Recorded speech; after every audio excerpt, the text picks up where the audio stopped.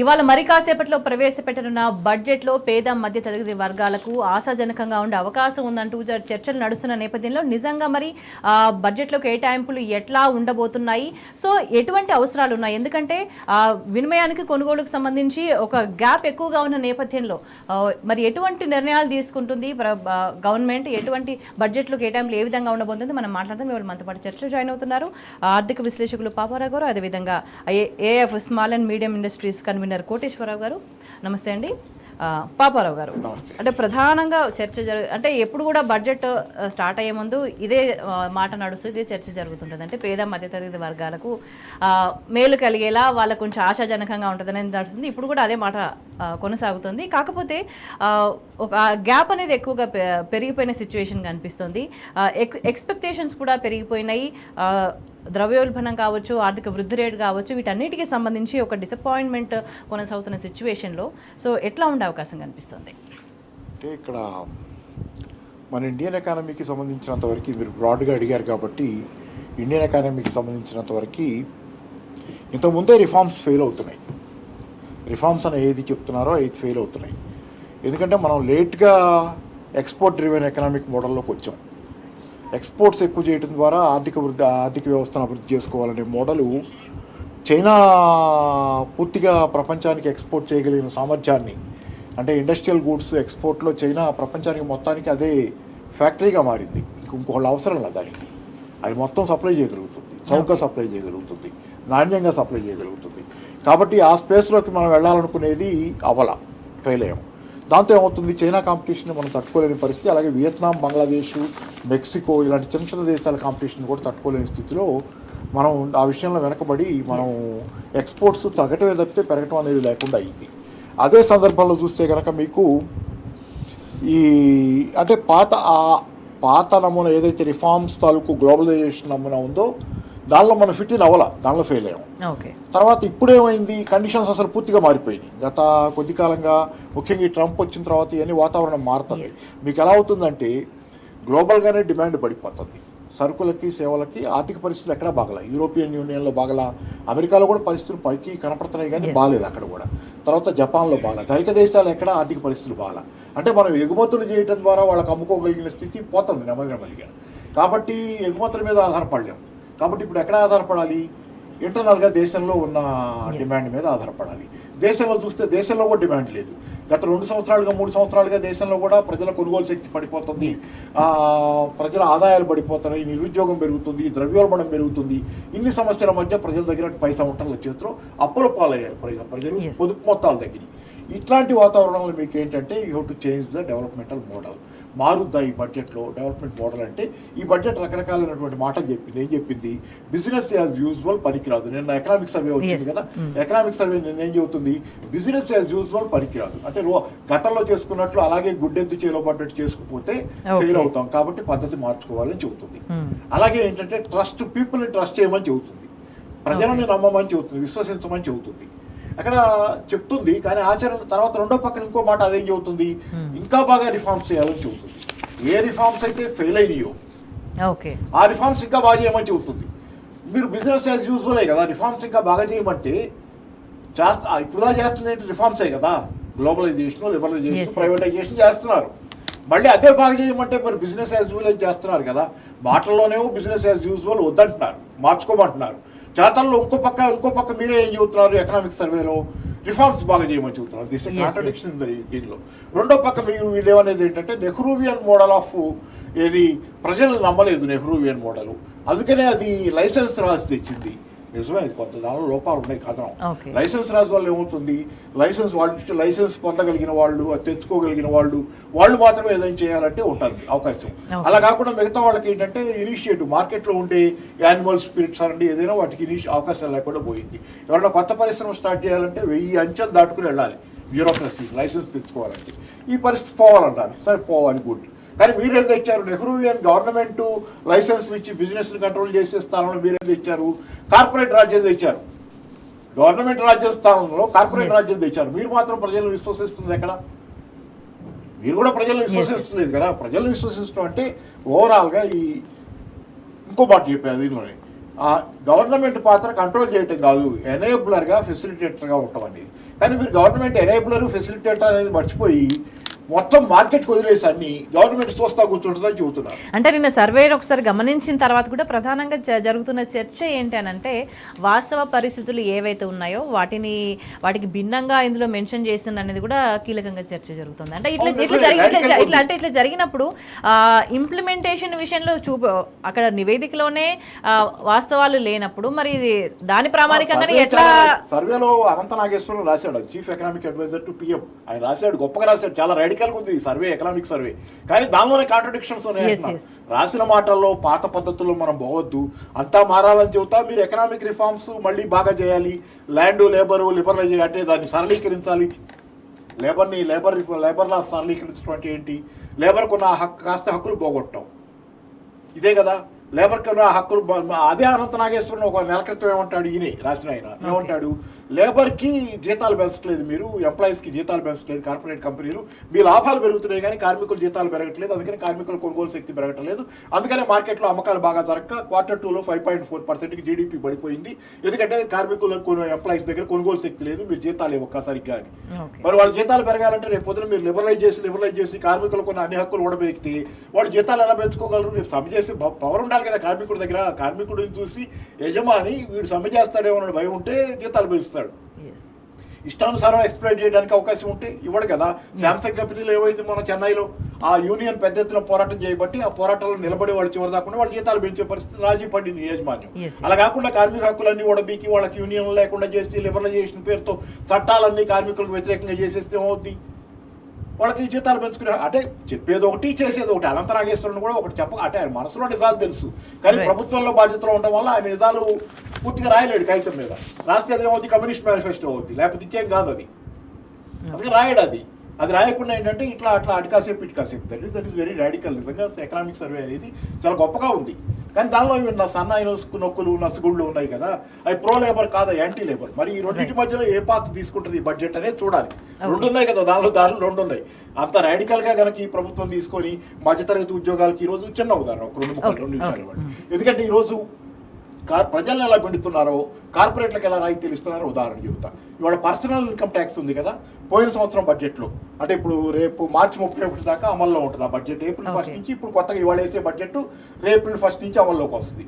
మార్చి 31 దాకా వేసిన బడ్జెట్లో వీళ్ళు ఎక్స్పెక్ట్ చేసింది ఏంటంటే పర్సనల్ ఇన్కమ్ ట్యాక్స్ నుంచి ఆదాయం మాకు 13% పెరుగుద్ది, 13.5% 3% పెరుగుద్దని అంచనా వేసుకున్నారు. ఇంత పెరుగుద్ది మాకు అంతకు ముందు సంవత్సరం కంటే ఇప్పుడు నడుస్తున్న సంవత్సరంలో 13% ఎక్కువ ఆదాయం వస్తుంది ఇన్కమ్ ట్యాక్స్ నుంచి. పర్సనల్ ఇన్కమ్ ట్యాక్స్ అంటే ఎంత పెరిగింది, 23% పెరిగింది. అంటే వీళ్ళు అంచనా వేసుకున్న దానికంటే జనం దగ్గర బాగా పిండుకోగలిగారు. ఇన్కమ్ ట్యాక్స్ ఎంప్లాయీస్ దగ్గర, మధ్యతరగతి వాళ్ళ దగ్గర, వ్యాపార వర్గాల దగ్గర బాగా పిండుకున్నారు వీళ్ళు. రెండో పక్కన మీకు కార్పొరేట్ ట్యాక్స్ చూడండి, కార్పొరేట్ ట్యాక్స్ దగ్గరికి వచ్చేసరికి 12% పెరుగుద్ది అనుకున్నారు. ఇదే కాలానికి 12% కార్పొరేట్ ట్యాక్స్ ఆదాయం మనకు పెరుగుద్ది అనుకున్నారు. అది పెరగకపోగా 0.5% తగ్గింది. అంటే వాళ్ళ దగ్గరికి వచ్చేసరికి లిబరల్ గా వదిలేస్తున్నారు, వాళ్ళ దగ్గర ట్యాక్స్ వసూలు చేయటంలా. ప్రో కార్పొరేట్ ఇంకోటి ఉదాహరణ జిఎస్టీ, పరోక్ష పన్ను మనం అందరం కట్టేది, ఉప్పులు పప్పుల దగ్గర నుంచి జనాలంతా కట్టేది. దానిలో 3% ఆదాయం పెరుగుతుందని వీళ్ళు అంచనా వేసుకుంటే 8% పెరిగింది. అంటే దానిలో కూడా తగ్గకుండా పాప్కార్న్ మీద పన్నేసి పిండుతున్నారు. అంటే ఇంకో పక్కన ఎక్సైజ్ డ్యూటీ, విండ్ఫాల్ ట్యాక్స్ ఎత్తేసారు. కార్పొరేట్లు కట్టే విండ్ఫాల్ ట్యాక్స్, పెట్రోలియం లాబీ ఉంది కదా, క్రూడ్ ఆయిల్ రిఫైన్ చేసే జామ్నగర్ లాంటి రిఫైనరీలు, అది కట్టే ట్యాక్స్ తగ్గిపోయి ఎక్సైజ్ డ్యూటీ కూడా వీళ్ళకి ఆదాయం తగ్గింది. అంటే కార్పొరేట్లకు ఇచ్చే ట్యాక్స్లు ఏమో తగ్గిస్తున్నారు, వాళ్ళకి రాయితీలు ఇస్తున్నారు. 2019-20లో కార్పొరేట్ ట్యాక్స్ 10% తగ్గించారు. ప్రొడక్షన్ లింక్డ్ ఇన్సెంటివ్ పేరుతో మీరు కార్పొరేట్లకు విపరీతమైన రాయితీలు ఇస్తున్నారు. ఉత్పత్తి పెంచండి అని. జనాల దగ్గర పైసా లేదు, వాళ్ళకి కొనే శక్తి లేదు, ఉత్పత్తి పెంచి వాడేం చేసుకుంటాడు, వాడు పెంచడు. అండ్ అంటే కోటేశ్వరరావు గారు, అంటే రియాలిటీ అంటే ఇంప్లిమెంటేషన్లో ఏం చేస్తున్నారు అనేది ఒకసారి గమనించినట్లయితే ఎక్కడ చూసినా పేద మధ్యతరగతి వాళ్ళకి కొంచెం వాళ్ళ స్థితి మెరుగయ్యే అవకాశాలు అయితే కనిపించట్లేదు దరిదాపులో కూడా. కానీ రాతలకు మాత్రమే, లెక్కల్లో మాత్రమే పరిమితమయ్యే పరిస్థితి ఉంటే ఇప్పటికే ఆల్రెడీ ఎట్లా ఉంటుంది, వీళ్ళ విధానాలు ఎట్లా ఉంటాయని ఆల్రెడీ చూస్తున్నారు. ఇప్పుడు మళ్ళీ మూడోసారి అధికారంలోకి వచ్చిన తర్వాత మళ్ళీ ఇదంతా మళ్ళీ ప్రవేశపెట్టబోతున్నారు, కానీ మళ్ళీ అవే మాటలు చెప్తున్నారు. ఇప్పటికే ఈ ట్యాక్సెస్కి సంబంధించి కూడా సామాన్య ప్రజల్లో ఇప్పటికే మనం సంపాదించిన దాంట్లో ఎక్కువ మొత్తంలో మనకి వెళ్ళిపోతుంది, ట్యాక్సెస్ రూపంలో కట్టేస్తున్నామన్న ఒక అసంతృప్తితో ఉన్నారు. అంటే ఒక సెటైర్లు వేసుకుంటున్న పరిస్థితి. ఇంకా ఈసారి ఇంకేం చేస్తారో, ఈసారి మొత్తం జీతం వచ్చినట్టు పూర్తిగా ట్యాక్సులు కట్టడానికే సరిపోతుందని కూడా వ్యంగ్యంగా మాట్లాడుకుంటున్న సందర్భంగా ఆల్మోస్ట్ 3 నెలల జీతం, సంవత్సరంలో 12 నెలల్లో 3 నెలల జీతం ట్యాక్స్ కింద కడతాం అనేది ఇప్పుడు లెక్కలు. మీరు చెప్పినట్టు I'm just getting on that point. ఇవాళ ఇన్కమ్ ట్యాక్స్ కట్టేవాళ్ళు, డైరెక్ట్ ట్యాక్స్ కట్టేవాళ్ళు అంటే ఎంప్లాయీస్ కానివ్వండి, లేకపోతే అదర్ బిజినెస్ పీపుల్ కానివ్వండి, anybody personal tax, income tax కట్టేవాళ్ళు ఇన్కమ్ ట్యాక్స్ 30%తో పాటు జిఎస్టీలు అయితేనేమి, సెంట్రల్ ఎక్సైజ్ అయితేనేమి, కాస్ట్ అయితేనేమి, ఎంటర్టైన్మెంట్ అయితేనేమి, ఆ పేరు ఈ పేరు అన్నీ పెడితే we individuals, we are paying almost 60% as taxes. Imagine, 60% as taxes. Tax కట్టని వాళ్ళు, ఇప్పుడు మన మామూలు వర్కర్స్, లేబర్, వీళ్ళెవరు ట్యాక్స్ కట్టని వాళ్ళు కూడా ఆల్మోస్ట్ 30% ఇండైరెక్ట్ ట్యాక్స్ కడుతున్నారు. పాపరాజు చెప్పినట్టు జిఎస్టీ అయితేమి, ఏ పేరైనా పెట్టండి, ఈ name it whatever, but they are paying almost about 30% as tax, 18% GST and other taxes wherever you go, అన్నీ కలిపితే అనమాట. ఈ విధంగా మనం ఒకటి ఈ గవర్నమెంట్లో నిన్న ఎకనామిక్ సర్వే చూసినప్పుడు, ఆర్థిక సర్వే చూస్తే దాంట్లో మనకి ముఖ్యమైన 3 పాయింట్లు కనిపిస్తాయండి. ఒకటి, the population is shifting towards entrepreneurship from employment cadre. ఎక్కువ ఫోకస్ ఇవాళ ఎంప్లాయ్మెంట్ అనే దానికి వెళ్ళకుండా ఎక్కువ మంది ఎంటర్ప్రెన్యూర్షిప్కి వెళ్తారు. దట్ ది స్టార్టప్స్ మన దేశంలో మొదలైన స్టార్టప్స్ వరల్డ్ మొత్తంలో ఎక్కడ కూడా కాలేదు, మన భారతదేశం నెంబర్ 1. అందులో యూనికార్న్ కంపెనీస్ ఇంకా ఎక్కువ ఉన్నాయి మన దేశంలో.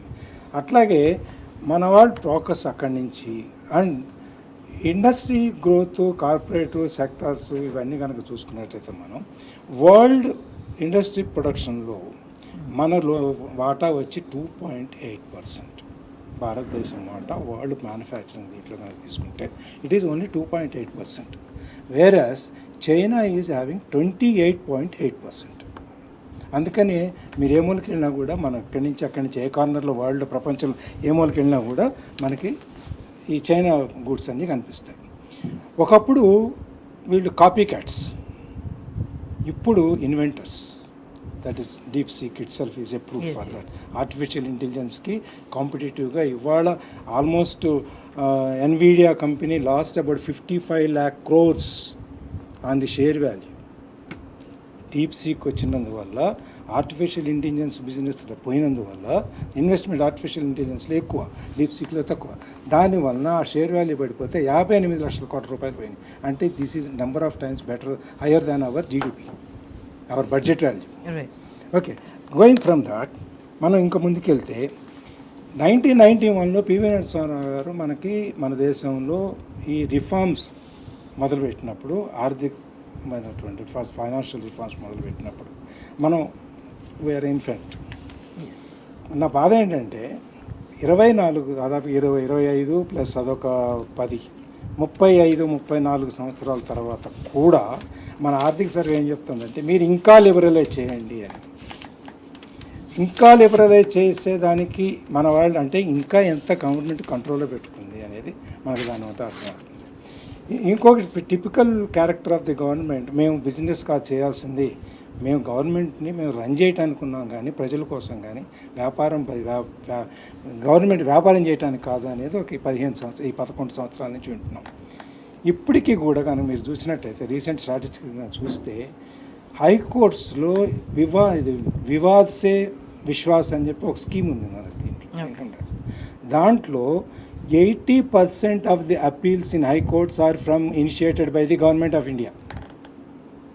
ఈ అపీల్స్లో ఇక్కడ ఈ ట్రిబ్యునల్స్లో వాటిలో కనుక ఇన్కమ్ ట్యాక్స్ ట్రిబ్యునల్స్లో కేసు ఓడిపోతే గవర్నమెంట్ ఆఫ్ ఇండియా అపీల్కి వెళ్ళిన మొత్తం పెండింగ్ ఉన్న ఇన్కమ్ ట్యాక్స్ కేసులో చూసుకుంటే హైకోర్ట్స్లో, నెక్స్ట్ హైకోర్ట్, వాళ్ళలో 80% of the appeals are from government of India. వివాదం ఎక్కడి నుంచి వచ్చింది, విశ్వాసం ఎక్కడి నుంచి వచ్చింది.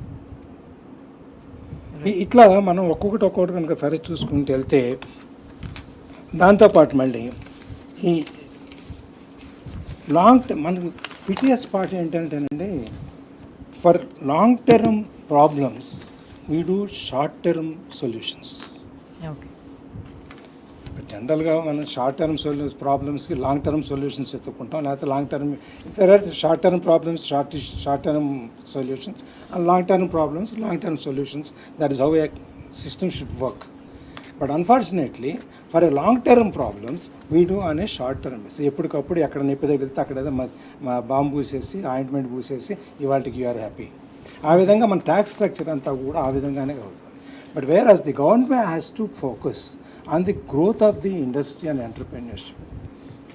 అది కనుక మీరు ఫోకస్ చేసుకుంటూ వెళ్తే rest of the things follow as it is. Okay. దాంతోపాటు ఈ పర్సనల్ ట్యాక్సేషన్లో ఇవాళ ఏదో కొత్తగా డైరెక్ట్ ట్యాక్సెస్లో ఇవాళ ఏదో కొత్తగా వాళ్ళు ఏదో మన మీద దయాదాక్షిణ్యాలు కురిపిస్తారని నేనేం ఎక్స్పెక్ట్ చేయట్లేదు. Maybe here and there some tinkering will be done. Standard deduction కొద్దిగా పెంచడము, లేకపోతే మినిమం బ్యాలెన్స్ 7 lakhs నుంచి 8 lakhs 9 lakhs, ట్యాక్స్ స్ట్రక్చర్ 6 స్లాబుల నుంచి 5 or 4. But ultimately that 20-30% with +-1 or 2% will be remain as it is. Okay. అందుకే ఇది ఈ మధ్యతరగతి వాళ్ళు పేదవాళ్ళకి ఏంటంటేనండి, వాళ్ళు నేను పొద్దున్నే కష్టపడ్డాను, అడ్డా మీదకి వచ్చాను, నాకు కూలి దొరికింది, సాయంత్రం ఇంటికి వెళ్ళాను, పడుకున్నాను, నా జీవితం అయిపోయింది, ఐఎమ్ హ్యాపీ విత్ ఇట్. ఇవాళ ఇచ్చే గవర్నమెంట్ స్కీములు ఇవన్నీ చూసుకుంటే per month almost below poverty line అని చెప్పేవాళ్ళు దాంట్లో 25,000 rupees almost per month they are getting. అదన్నీ లెక్కేస్తే అసలు బిలో పావర్టీ లైన్ కంటే పైన ఉంటారు వాళ్ళందరూ, ఆ పేరు పెట్టి. అది మనకు అనవసరం. కానీ మధ్యతరగతి వాళ్ళు ఎటుపోయి సఫర్ అయ్యేది మధ్యతరగతి వాళ్ళు. వీడు అటు హయ్యర్ లెవెల్లో చూసి బతకలేడు, కింద లెవెల్లో వాళ్ళకి బతకలేడు. అందుకని వాళ్ళకి నేను మా వాళ్ళతో మా ఎవరితో గ్రూప్లో మాట్లాడుతూ ఉంటే, సార్ సేవింగ్స్ రేట్ మీద మనకి నేను ఇట్లా స్కీమ్ ఇట్లా ఉంది డిస్కషన్కి వెళ్తున్నానంటే, సార్ సేవింగ్స్ ప్రమోషనల్ యాక్టివిటీస్ ఏమి లేవు సార్ నాకు బడ్జెట్లో, దాని గురించి ఒకసారి ఆలోచించండి సార్.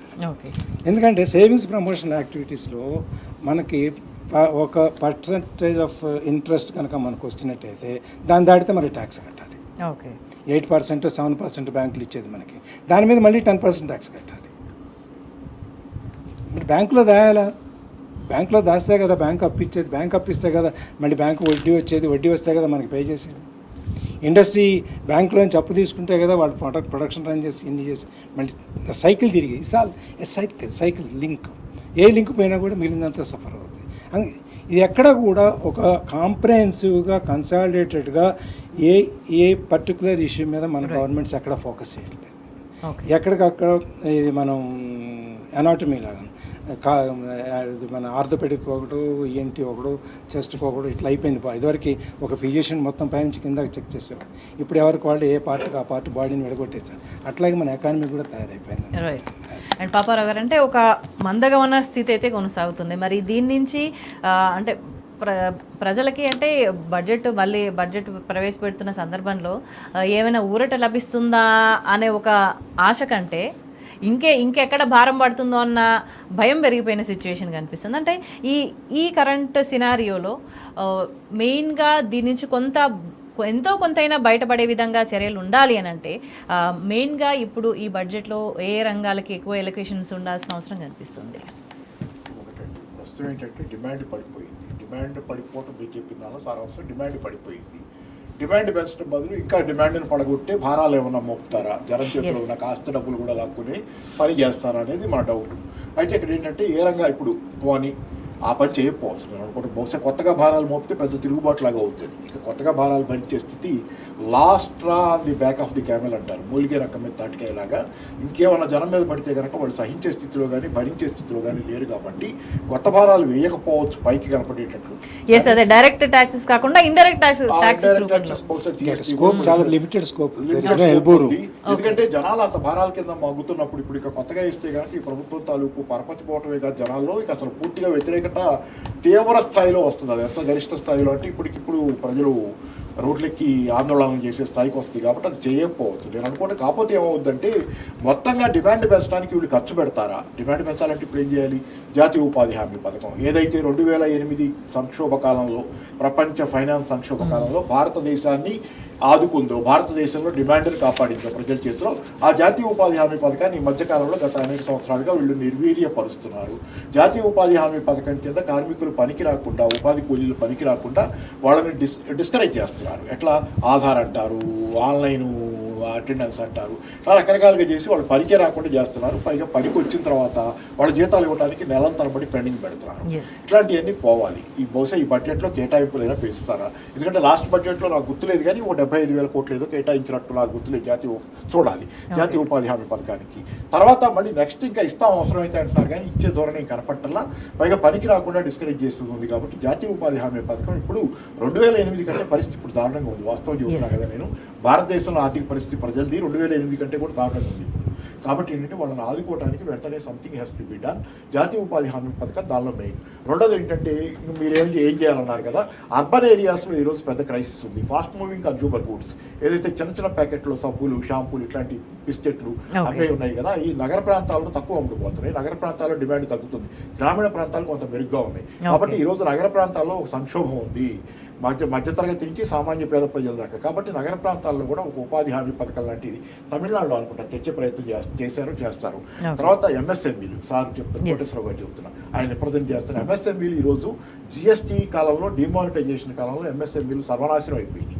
జిఎస్టీ వచ్చినప్పుడైతే బీజేపీ తాలూకు ఒక రకమైన సంఘ పరివారంలోని భాగమైన స్వదేశీ జాగరణ మార్చి వాళ్ళే స్వయంగా చెప్పారు. ఏం చెప్పారంటే ఈ జిఎస్టీ వస్తుందంటే సామాన్య వ్యాపారస్తులు, చిన్న వ్యాపారస్తులు, ఎంఎస్ఎంఈల వాళ్ళ గుండెల్లో రైళ్లు పరిగెడుతున్నాయని వాళ్ళే చెప్పారు. నిజంగానే రైళ్లు పరిగెత్తి చాలా పరిశ్రమలు మూతపడిపోయినాయి డిమానిటైజేషన్ జిఎస్టీ వల్ల.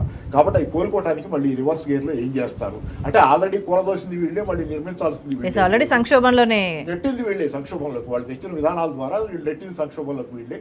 కాబట్టి దాన్ని కాపాడే బాధ్యత వీళ్ళ మీద ఉంది. ప్లస్ కాపాడకపోతే సమస్యలు ఇంకా పెరుగుతాయి. సో నెక్స్ట్ ఏంటంటే ఉపాధి కల్పన చాలా పెద్ద ఎత్తున అవసరం. ఈరోజు మధ్యతరగతికి కూడా ఉపాధి తగ్గిపోతుంది. నిరుద్యోగం ఇందాక కూడా విపరీతంగా అసలు ఎక్కడంటే అక్కడ పుంకారుపుగా దేశంలో యువజనులు ఎక్కువ ఉన్న దేశం ప్రపంచంలో. పైగా ఇది 65% మంది ఈ దేశంలో జనాభాలో యూత్. అట్లాంటి దేశంలో చూసుకుంటే నిరుద్యోగం కూడా అంతే శాతంలో అయ్యే పరిస్థితి వస్తుంది. అంటే కొంచెం ఎగ్జాగరేట్ చేస్తున్నా కానీ విపరీతమైన స్థాయిలో నిరుద్యోగం పెరుగుతుంది. దానికి ఒక పరిష్కారం తగ్గిపోయేటట్లయితే కనుక ఒకటి అంటే నిరుద్యోగం ఈ స్థాయిలో పెరిగినప్పుడు అనుకున్నవి ఇంప్లిమెంట్ చేయడానికంటే ఈవెన్ టాక్సెస్ తీసుకోవాలంటే వాళ్ళకి సంపాదన కొంతమంది మీద పెడుతున్నారు కదా, ఉన్న కొద్ది మంది మీద పెడుతూ ఉద్యోగాలు ఉన్నవాళ్ళు పనున్నోళ్ళ మీద బిండేస్తున్నారు కదా, ఇంకా వాళ్ళ మీద బిండక్కర్లేదు. నేను అనేది ఏంటంటే ఇప్పుడు వెల్త్ ట్యాక్స్ లాంటి నా వ్యక్తిగతమైన ఉద్దేశం ఏంటంటే కార్పొరేట్ ధనవంతులు విపరీతంగా పెరిగిపోతున్నారు. దేశంలో పేదోళ్ళు, సామాన్య జనం, మధ్యతరగతి ఎలా చితికిపోతున్నారో బిలియనీర్లు అలా పెరుగుతున్నారు. మీరు రెండో పక్క మీకు చూడండి, మీ డేటా చూడండి, లగ్జరీ గూడ్స్ అమ్మకాలు బాగా పెరుగుతున్నాయి. మామూలు జనం కొనే సరుకుల అమ్మకాలు తగ్గిపోతున్నాయి. ఎఫ్ఎంసీజీ ప్రొడక్ట్స్ కానీ, ఎఫర్డబుల్ హోమ్స్ ఉన్నాయి కదా, కార్ల అమ్మకాలు, చిన్న కార్ల అమ్మకాలు ఇవన్నీ తగ్గిపోతున్నాయి. ఎందుకంటే మామూలు జనం దగ్గర ఏం కొనుగోలు శక్తి తగ్గుతుంది. ఉన్నవాళ్ళే లగ్జరీ గూడ్స్ అమ్మకాలు పెరుగుతున్నాయి. మార్కెట్లో మీరు ఏ పేపర్ డేటా అయిన తీసుకోండి, ఎందుకు ఆన్లైన్లో గూగుల్లో సెర్చ్ చేయండి. లగ్జరీ గూడ్స్, అన్ని రకాల లగ్జరీ గూడ్స్, కార్ల దగ్గర నుంచి విల్లాలు, బంగళాలు, పెద్ద కోట్ల రూపాయలు అవన్నీ పెరుగుతున్నాయి. లగ్జరీ కార్ల దగ్గర నుంచి అమ్మకాలు. మామూలు జనం కొనే బైకులో, చిన్న కార్లో, లేకపోతే ఇంకోటో అమ్మకాలు అన్నీ పడిపోతున్నాయి. అంటే 2 ఎకానమీలు ఉన్నాయి దేశంలో. పేదవాళ్ళ దేశం ఉంది, ధనవంతుల ఐలాండ్స్ కొన్ని ఉన్నాయి, ద్వీపాలు. అప్పుడు ఎప్పటి నుంచో చెబుతుండేవాళ్ళు భారతదేశంలో ధనవంతుల ద్వీపాలు. ఇదో మహాసముద్రం అనుకుంటే దీనిలో అక్కడక్కడ ద్వీపాలలాగా, చిన్న ద్వీపాలలాగా ధనవంతులు ఉన్నారు. మొత్తం మహాసముద్రం అంతా పేదరికం మహాసముద్రంలో పెద్దవాళ్ళు కొద్దిమంది ఉన్నారు. కాబట్టి ఏంటి వాళ్ళ మీద పన్ను వేయండి, దయచేసి వెల్త్ ట్యాక్స్ వేయండి. కార్పొరేట్ల మీద ట్యాక్స్ తగ్గించారు. ఇప్పుడు 2019లో 20లో కార్పొరేట్ ట్యాక్స్ని 32% నుంచి 22% తగ్గించారు. మంచి పనే. వాళ్ళు తగ్గించేటప్పుడు మీ ఎక్స్పెక్టేషన్ ఏంటి? వాళ్ళు మీ ట్యాక్స్ తగ్గిస్తే కనుక వాళ్ళు ఎక్కువ పెట్టుబడులు పెడితే జనాలకు ఉద్యోగాలు వస్తాయని. వాళ్ళు ఏమైనా కొత్తగా పెట్టుబడులు పెట్టారా? 2019 నుంచి 20 నుంచి ఈ రోజు దాకా చూస్తే వాళ్ళు పెట్టుబడులు తగ్గుతున్నాయి తప్పితే ప్రైవేటు కార్పొరేట్లు అయి పెరగటల్లా. గవర్నమెంటే నిన్నటిదాకా మురికి ఏదో కాస్త పెట్టుబడులు పెట్టింది. ఇప్పుడు దాని దగ్గర కూడా శక్తి సన్నగిరిగింది. ప్రైవేట్ వ్యాపారస్తులు పెట్టుబడులు పెట్టాలా, మీరు ఎన్ని రాయితీలు ఇచ్చినా గవర్నమెంట్కి పెట్టుబడి పెట్టే సత్తా తగ్గుతుంది, ప్రజల వినియోగం తగ్గుతుంది. ఇంకా జీడీపీ ఎక్కడ ఉంటుంది? మన Q2లో 5.4% పడిపోయింది. కాబట్టి ఎక్కడి నుంచి మొదలు పెట్టాలి? ఉన్న వాళ్ళ దగ్గర నుంచి తీసుకొని సంపద పంపిణీ జరగాలి. ఈరోజు సంస్కరణల కాలంలో సంపద సృష్టించామన్నారు, కానీ కొద్ది మందికే దక్కింది ఆ సంపద. దాన్ని పంపిణీ చేయండి. తెలంగాణలో జరిగినట్లుగా, తెలంగాణలో కేసీఆర్ చేసింది అదే కదా. దాని గురించే ఆయన మీద కోపం. ఎందుకు ఆయన సంపద పంపిణీ చేశాడు సామాన్య పేద ప్రజానికానికి. అందరూ అందుకని ఇంత ఎత్తులు ఇచ్చి ప్రతి వాళ్ళు అబద్ధాలతో ఆ కోటను కూలగొట్టారు. పేదవాళ్ళు నిర్మించుకున్న ఒక దుర్గాన్ని, కేసీఆర్ గారు అనే దుర్గాన్ని కూలగొట్టారు. ఈరోజు ఎందుకు కూలగొట్టారు? సంపద ఆయన పంపిణీ చేస్తున్నాడు, జనానికి ఇస్తున్నాడు, రైతాంగానికి, పేద ప్రజలకి, సామాన్య జనానికి ఇస్తున్నాడు. అది నచ్చక చేశారు. దాని ఫలితాలు ఈరోజు అనుభవిస్తున్నారుగా. తెలంగాణ మళ్ళీ దిగజారుతుంది. దాని ఫలితం ఏంటి? కూలగొట్టిన వాడు దుర్మార్గంగా అబద్ధాలు చెప్పిన దాని ఫలితం ఈరోజు తెలంగాణలో ప్రజల జీవిత ప్రమాణాలు దిగజారిపోతా తెలంగాణ మళ్ళీ స్క్వేర్ వన్కి వెళ్ళే పరిస్థితి వస్తుంది. కాబట్టి ఏంటంటే ఏ రోజైనా సరే తమిళనాడులో జరిగినాయి గతంలో. ఒకప్పుడు తమిళనాడు, ఉత్తరప్రదేశ్ ఒకే స్థాయిలో ఉండే ఈ దేశంలో, పేదరికంలో కానీ సమస్యల్లో కానీ. తమిళనాడు ఎందుకు అభివృద్ధి చెందింది? తమిళనాడు సంక్షేమ రాజ్య పద్ధతిని అనుసరించింది. సామాన్య పేద జనం కోసం సంక్షేమాన్ని ఫాలో అయింది అది. అందుకనే తమిళనాడు ఈరోజు ఒక ధనిక రాష్ట్రంగా అయింది. తెలంగాణ కూడా అంతే. మొదలైన 10 ఏళ్లలోనే ఒక ధనిక రాష్ట్రంగా ఎస్టాబ్లిష్ అయింది. ఎందుకు? అక్కడ ఇక్కడ జరిగింది పేద ప్రజల సంక్షేమం గురించి ఆలోచించింది ప్రభుత్వాలు. కాబట్టి ఆ విధానాలు భారతదేశం యావత్తూ ఈరోజు కావాలి. ఎస్ అంటే ఆర్థిక వృద్ధి రేటు పెంచే విధంగా మరి ఇప్పుడు ఈ బడ్జెట్లో ఎటువంటి అలొకేషన్స్ ఉండబోతున్నాయా లేదా మరి దానికి సంబంధించి కోటేశ్వరరావు గారు, అంటే ఒక గ్రోత్ దిశగా పైన ఉండాలంటే అండ్ ఇండస్ట్రియల్ పాలసీకి సంబంధించి కూడా కీలకంగా చర్చ జరుగుతుంది. ఇప్పుడు మన ఎకనామిక్ సర్వేలో కనుక చూసినట్లయితే 6.3 to 6.8% growth rate, and that is should be continued for this year also 25-26 అనేది. కానీ 2047కి మనం పెట్టుకున్న టార్గెట్ కనుక చూసుకున్నట్టయితే ఆ విధంగా కనుక 2047కి రీచ్ అవ్వాలి అంటే next 10 years at least and more, ఇంకా ఎక్కువగా 8% కాన్స్టెంట్గా కనుక గ్రోత్ రేట్ మనం తీసుకోగలిగితే అప్పుడు మన 2047కి మనం పెట్టుకున్న టార్గెట్ ఏదైతే ఉందో మనం చేరగలుగుతాం. ఓకే, అది ఆ ఇండస్ట్రీ గ్రోత్ పెంచుకోవాలి అంటే ఐ కాంట్రాడిక్ట్ విభేదించిన పాపరా గారితో ఇండస్ట్రీ సెక్టర్ మాత్రం ప్రమోట్ చేయక తప్పదు. ఓకే, ఇండస్ట్రీ సెక్టర్ ప్రమోట్ చేసినప్పుడే ఎంప్లాయ్మెంట్ క్రియేట్ అవుతుంది. ఎంప్లాయ్మెంట్ క్రియేట్ అయినప్పుడే మనీ సర్క్యులేషన్ పెరుగుతుంది. మనీ సర్క్యులేషన్ పెరిగినప్పుడే యూటిలిటీ పెరుగుతుంది, వాడకాలు పెరుగుతాయి. వాడకాలు పెరిగినప్పుడే రిక్వైర్మెంట్ పెరుగుతుంది, ప్రొడక్షన్ సైకిల్ యాజ్ ఎ. అట్లాగే మనం కనుక చూసినట్టయితే మన ప్రస్తుతం మన ఎకానమీలో ఎట్లా ఉందంటే వీఆర్ సర్వీస్ సెక్టర్లో మనం globally we are number 1 service sector. అంటే డాక్టర్స్, ఐటీ, ఏవేవని చెప్పండి. మ్యానుఫ్యాక్చరింగ్లో చైనా ఇస్ నెంబర్. ఈ డిస్పారిటీ ఏదైతే ఉందో అది తగ్గించాలి. ఇంకోటి మనకు బేసికల్గా ఎకనామిక్స్లో అర్థశాస్త్రం మనకు చెప్పేది, ఆర్థిక శాస్త్రం ఏంటంటే ఆర్థిక శాస్త్రం మనకి చెప్పేది ఏంటంటే for every rupee you spend an asset should be created.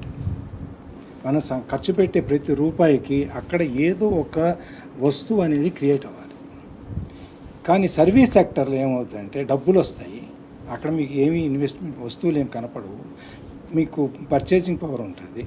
But unless you produce something, మనం ఏదైనా తయారు చేయకపోతే మీరు ఏం చేస్తారు? డబ్బులతో ఏం చేయలేరు. లేదు, ఉన్న కొద్ది వస్తువుని ఎక్కువ డబ్బు పెట్టి మీరు కొనగలుగుతారు కాబట్టి మీరు కొనగలుగుతారు, కొనలేని వాడికి వస్తుంటాడు.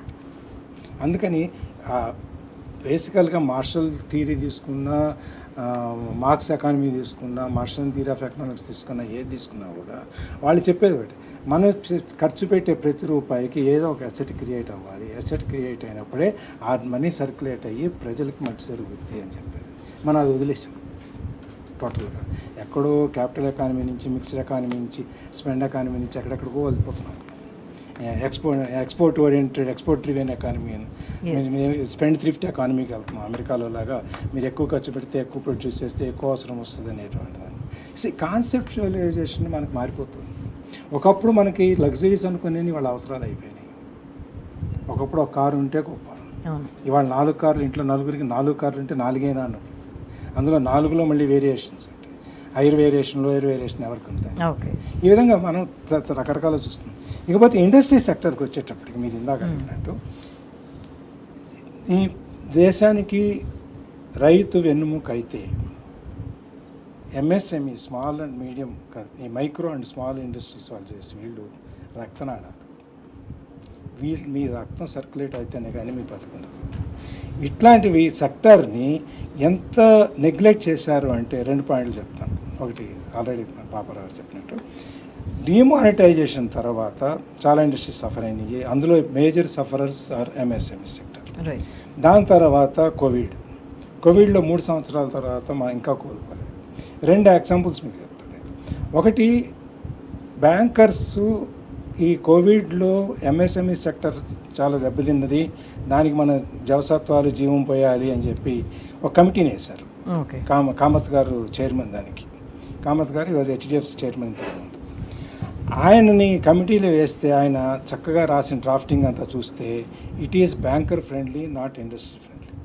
నువ్వు ఇంత సెక్యూరిటీ తీసుకో, ఇంత టర్న్ ఓవర్ ఉండాలి, నీకు వాడు ఏ గ్రేడ్ కస్టమర్ అయి ఉండాలి, అయి ఉంటే నువ్వు 20% వరకు ఉన్న లిమిట్స్ నువ్వు ఇవ్వచ్చు అన్నావు, బాగానే ఉన్నాడు. Already there are many industries, small scale units which do not have any financial requirement. ఇప్పుడు ఎప్పుడో 10-25 ఏళ్ళ కింద ఇండస్ట్రీ పెట్టి రన్ చేసుకుంటూ వచ్చినప్పుడు ఇవాళ వాళ్ళకి అవసరం ఉండకపోవచ్చు, ఆర్థిక పరంగా బ్యాంకుల నుంచి అప్పు తీసుకోవాల్సిన అవసరం ఉండకపోవచ్చు, లేకపోతే అప్పులన్నీ కట్టేసి ఫ్రీ అయిపోయి ఉండొచ్చు. వాడు కూడా సఫర్ అయ్యాడు, వాడికి ఏ ఫైనాన్షియల్ లేదు, ఫండింగ్ లేదు, వాడి గాలికి వదిలేశారు. ఈ నామ్స్ అని పెట్టారు. దాని తర్వాత 21లో ఎంఎస్ఎంఈ సెక్టర్కి ఉన్న డెఫినేషన్ మార్చారు. అంతకుముందు క్యాపిటల్ ఓరియంటేషన్ ఉండేది. 1 crore క్యాపిటల్ ఉంటే మైక్రో, 5 crores ఉంటే ఎస్ఎస్ఐ, 10 crores ఉంటే మీడియం, ఈ విధంగా ఉండేది. దాని నుంచి టర్న్ ఓవర్ బేసిస్కి పట్టుకొచ్చారు. టర్న్ ఓవర్ బేసిస్ పట్టుకొచ్చి 50 కోట్ల టర్న్ ఓవర్ ఉంటే స్మాల్ స్కేల్ సెక్టర్, 100 కోట్ల టర్న్ ఓవర్ ఉంటే మీడియం సెక్టర్. ఈ విధంగా మనకి భారతదేశంలో ఒక పాలసీ ఉంది. గవర్నమెంట్ కొనేటువంటి వస్తువుల్లో ప్రతి సంవత్సరం ఇంత కొంటారు. గవర్నమెంట్ కొనేటువంటి వస్తువుల్లో 25% of the purchases should go to MSME sector. ఆ దానికి ఇవాళ ఈ 100 కోట్ల టర్న్ ఓవర్, 50 కోట్ల టర్న్ ఓవర్ చేసేవాడు కాంపిటీషన్కి వస్తున్నాడు. 5 కోట్లు 2 కోట్లు టర్న్ ఓవర్ చేసి నేనేదో చిన్న కాటేజ్ ఇండస్ట్రీ లేకపోతే చిన్న షెడ్ పెట్టుకొని నేనేదో ఫర్నిచర్ మ్యానుఫ్యాక్చరింగ్ చేసి నేను కొటేషన్ ఇస్తే నాకు అవ్వదు. ఎందుకంటే 50 కోట్ల టర్న్ ఓవర్లో, 100 కోట్ల టర్న్ ఓవర్లో వాళ్ళు చేసే టర్న్ ఓవర్ వాల్యూలో నా టర్న్ ఓవర్ వాల్యూలో నా కాస్ట్ ఆఫ్ ప్రొడక్షన్ ఎక్కువ అవుతుంది, వాళ్ళ కాస్ట్ ఆఫ్ ప్రొడక్షన్ తక్కువ అవుతుంది. అప్పుడు నేను సర్వైవ్ అయ్యేది కష్టం. బ్యాంకు నాకు డబ్బులు ఇవ్వదు, ఎందుకంటే నేను కట్టలేనని భయం. వాళ్ళకి డబ్బులు ఇస్తే వెళ్ళి వాళ్ళు క్యూలో నిలబడిస్తారు, వాళ్ళకి బ్యాంకులు వెళ్ళి మాకెవరు. ఇవన్నీ ఈ బ్యాంకింగ్ సెక్టర్కి ఒక అకౌంటబిలిటీ అనేది లేదు. వీళ్ళు ఒక యూనిట్ ఫెయిల్ అవటానికి ఒక ఫైనాన్షియల్గా ఆర్థికపరమైనటువంటి కారణాల వల్ల ఏదైనా ఒక యూనిట్ ఫెయిల్ అయితే బ్యాంక్ ఎంతవరకు రెస్పాన్సిబుల్ అని అడిగేవాడే వాళ్ళు లేడు బ్యాంకు మన భారతదేశంలో. అసలు కాన్సెప్టే లేదు మనకి. ఎందుకు లేదు, ఎందుకు పెట్టరు? బ్యాంక్ తప్పు చేయదా? అదేమన్నా శాంక్టిఫైడ్ సేక్రెడ్ కోటా, కవ్వా? ఎందుకు అదేమన్నా గర్భగుడిలో ఉన్న దేవుడా? కాదు కదా. ఎందుకు పెట్టరు? అది పెట్టరు, వాళ్ళని అడగరు, వాళ్ళని అన్ని క్వశ్చన్లు వేయరేవాడు, వాడు ఎన్ని క్వశ్చన్లు వేయచ్చు. ఎంత బాధాకరమైన విషయం అంటే మన ఎస్బీఐ చైర్మన్ శెట్టి గారు ఫైనాన్స్ మినిస్ట్రీలో మాట్లాడితే దీంట్లో మాట్లాడుతూ ఒక మాట చెప్పాడండి. ఎండ్ యూజ్ ఆఫ్ ఫండ్స్, మనం ఎంఎస్ఎంఈలకి ఇచ్చే స్మాల్ స్కేల్ సెక్టర్కి ఇచ్చే ఫండ్స్ ఏదైతే ఉన్నాయో అది వెరిఫై చేయడానికి, దాన్ని ట్రాక్ చేయడానికి ఒక ఇన్స్టిట్యూషన్ పెట్టాలి, ఒక థర్డ్ పార్టీ ఆర్గనైజేషన్ పెట్టాలి. వాళ్ళు వచ్చి మనం ఎంత డబ్బులు వాళ్ళకి, వాళ్ళు బ్యాంక్ ఇచ్చిన ₹1 కోటి లోన్, వీళ్ళు ఇచ్చేదంతా ₹1 కోటి. అది ఎన్ని ప్రశ్నలు వేసి ఒక సంవత్సరం తర్వాత తిప్పుకున్నాక ఈ ₹1 కోటి బ్యాంక్ ఇచ్చిన దాన్ని వీళ్ళు సక్రమంగా ఖర్చు పెట్టారా లేదా అని చెప్పడానికి ఒక కమిషన్, ఒక కమిటీ కావాలంటే. ఇంతకంటే అన్యాయం ఉందండి. మీ ఆఫీసర్ లేరా?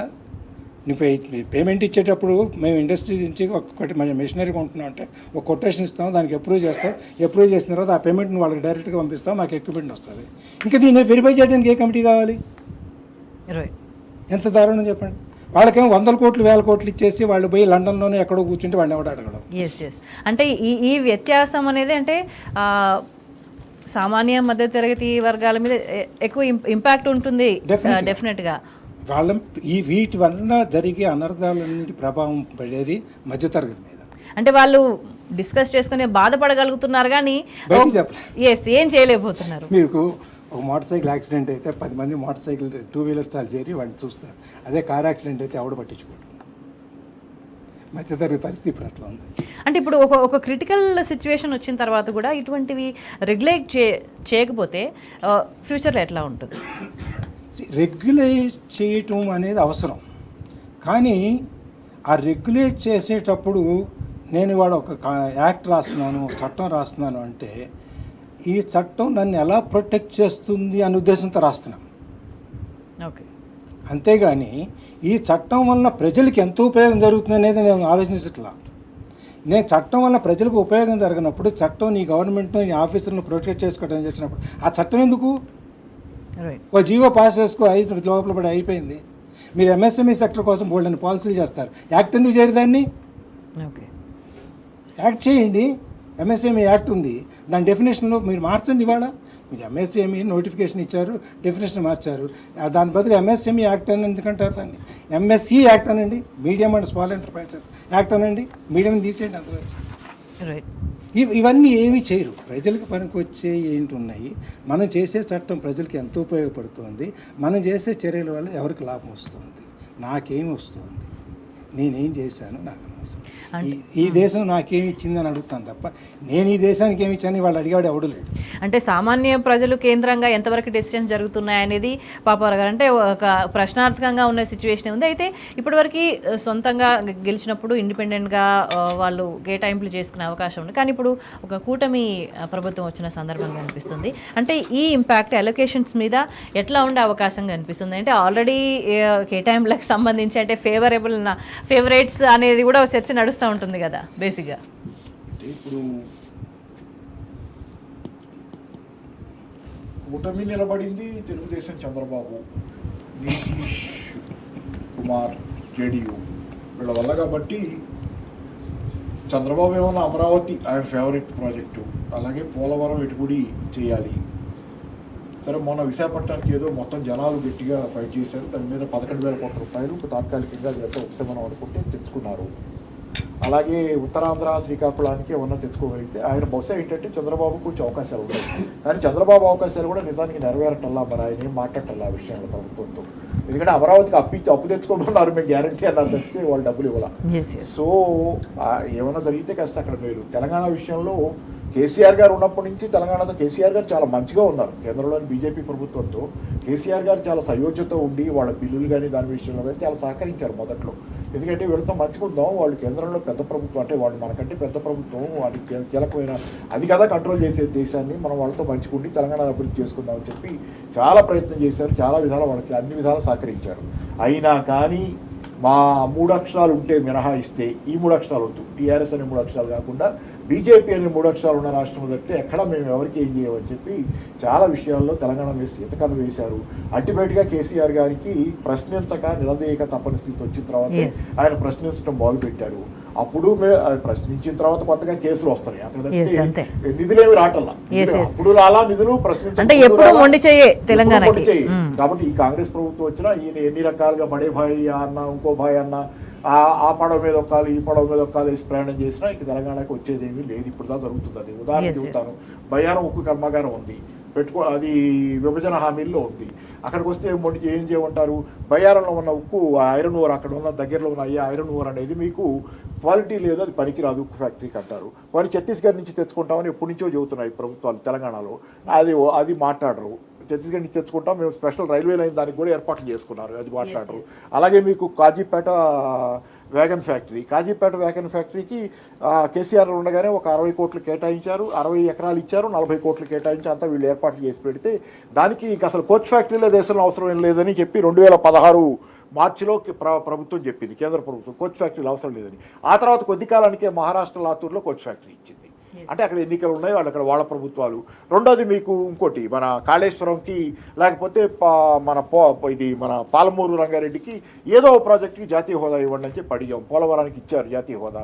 అలాగే ఇక్కడ కూడా ఒక ప్రాజెక్టుకి ఇవ్వమని అడిగాం, ఇవ్వకపోగా మధ్యప్రదేశ్ అండ్ కర్ణాటక వాళ్ళ ప్రభుత్వాల చోట ప్రాజెక్టులకి జాతీయ హోదా ఇచ్చుకున్నారు. మనం అడుగుతూ ఉండగానే ఇక్కడ మొండి చేయదు.